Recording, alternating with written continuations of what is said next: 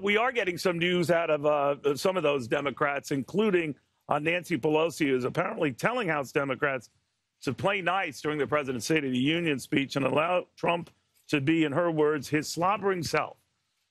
There we go. I want to get a reaction to all of that from the former governor, the former senator from the fine state of Virginia, George Allen. Good to see you, sir. Good to be with you, Neil. Allow President Trump to be his slobbering self. That's political posturing. The same with these members who don't show up. What do you mean? A dozen strong not showing up? Look, they get to be on TV. Here's the dozen. If there's 14, they'll get on. Otherwise, no one would pay any attention to them. I think you ought to be respectful. You should listen, cheer for the things you like, and be quiet for the things you don't like. Remember when Joe Wilson, Republican, in the middle of an Obama speech, said, "You lie," and all that? I guess there's a difference between that and just skipping out. But what do you? Well, I don't whatever happened to decorum for that? I think you should have decorum. Heck, when I was governor one time, there was such fractiousness in the legislature, I actually had to give it the State of the Commonwealth address from my office. But you get your message out anyway. And I think the president's message today is that the country's on the right track. Investments up, jobs are up. The Manufacturers Association Optimism Survey is the highest it's ever been.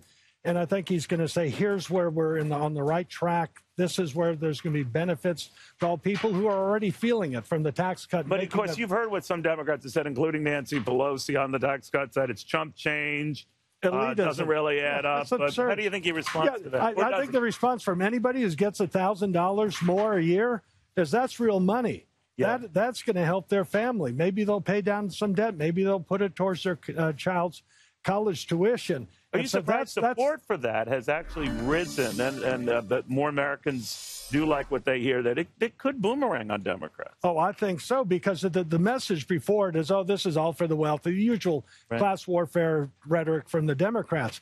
I said what people are going to care about the most in this, most are going to say, yes, we ought to be more competitive with our corporate tax rates rather than the worst, highest in the world. Right. Let's get better than average. But on the individual basis, they're going to say, am I paying more or am I paying less in taxes? And as people see the bottom line that they're paying less in taxes, which means they keep more of what they earn, they're going to say, well, this is good. I like this. Yeah. Do you think that the president should mention, now that we're at session lows now, the Dow down almost 400. It is still up a lot more than it's down. But that is the risk when you allow yourself to the markets, because they can go up and go down. Well, people look at their 401k and they're going to not look at it. Yeah, I mean, people can follow this hour by hour, moment by moment, and watch Fox Business to get the the scoreboard. But I think they're going to look at it. They look at their monthly reports. They look at year-end reports. They're looking at their 2017s, the fiscal year or calendar 2017, and they'll say, look at the gains I've had in my portfolio, whether it's their 401k or. But your bigger thing is, the bigger picture is, we're doing better. We're financially more healthy. The economy is rebounding. Right. And these are the themes that the president should pounce on, right? Right. And it's because of the tax cuts. It's because of the regulatory reform. It is because of productive energy policies that Americans are working. Our businesses are more internationally competitive. And all of that's great. And then this president's not one who just is going to rest on that. But are you worried about what's going on in your beautiful state of Virginia? It's a 50-50 split right now, as much as you can get. More Democrats seizing the momentum. I've just told you about Mike Congressman Rodney Ferlinghausen, a House mainstay, a House Appropriations Committee chairman, stepping down. I mean, something's going on here. Well, the other side, the resistance movement does have a lot of, I'll say this, they have a lot of enthusiasm on that side. Once we get to the elections this fall in November, I think things will be different, because people will see the economy and how it's affecting their lives. There are people who obsess over President Trump's style. They're not used to New York City style and manners. Do you think his approval rate would be a lot higher if not for that style?